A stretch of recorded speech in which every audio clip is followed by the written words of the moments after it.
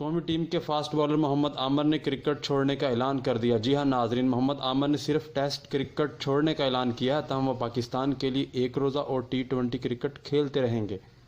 محمد عامر کا کہنا ہے کہ کرکٹ کے روایتی فارمیٹ میں پاکستان کی نمائندگی کرنا میرے لیے اعزاز تھا۔ میں آج طویل طرز کی کرکٹ سے علیحدگی اختیار کر رہا ہوں، تاہم پاکستان کے لیے محدود اوورز کی کرکٹ کھیلتا رہوں گا۔ محمد عامر کا کہنا ہے، میرا اصل مقصد پاکستان کرکٹ ٹیم کی نمائندگی کرنا ہے۔ میری خواہش ہے کہ میں آئندہ میچز اور ICC T20 cricket world cup 2020 میں شرکت کے لیے اپنی فارم اور فٹنس برقرار رکھوں۔ فاسٹ بالر کا مزید کہنا تھا، ٹیسٹ کرکٹ سے علیحدگی کا فیصلہ آسان نہیں تھا، تاہم میں اس بارے کافی عرصے سے سوچ بچار کر رہا تھا۔ میں آج ٹیسٹ کرکٹ سے ریٹائرمنٹ کا اعلان کر رہا ہوں تاکہ selectors ICC world test championship کے لیے نوجوان فاسٹ بالر کو قومی کرکٹ ٹیم کا حصہ بنا سکیں۔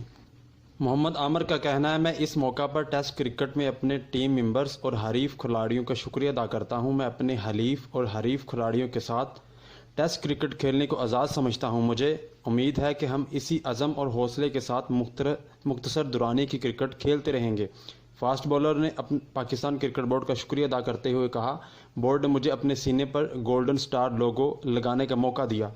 میں PCB کوچز کا بھی مشکور ہوں جنہوں نے کیریئر کے مختلف مراحل میں میری مدد کی۔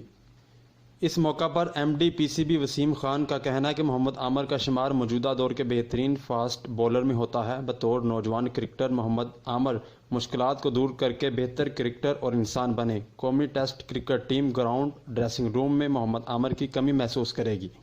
وسیم خان کا کہنا ہے، محمد عامر کے فیصلے کا احترام کرتے ہیں۔ امید ہے محمد عامر محدود اوورز کی کرکٹ میں اپنا اہم کردار ادا کرتے رہیں گے۔ محمد عامر نے جولائی 2009 میں سری لنکا کے خلاف گال ٹیسٹ میں اپنے ٹیسٹ کیریئر کا آغاز کیا تھا۔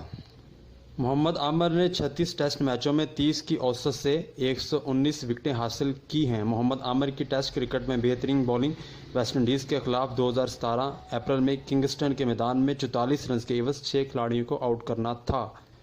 ناظرین، اگر آپ نے ابھی تک ہمارا UNP نیوز چینل سبسکرائب نہیں کیا تو اسے سبسکرائب کریں اور بیل آئیکن پر کلک کریں تاکہ ہماری آنے والی نئی ویڈیو بآسانی آپ تک پہنچ سکے۔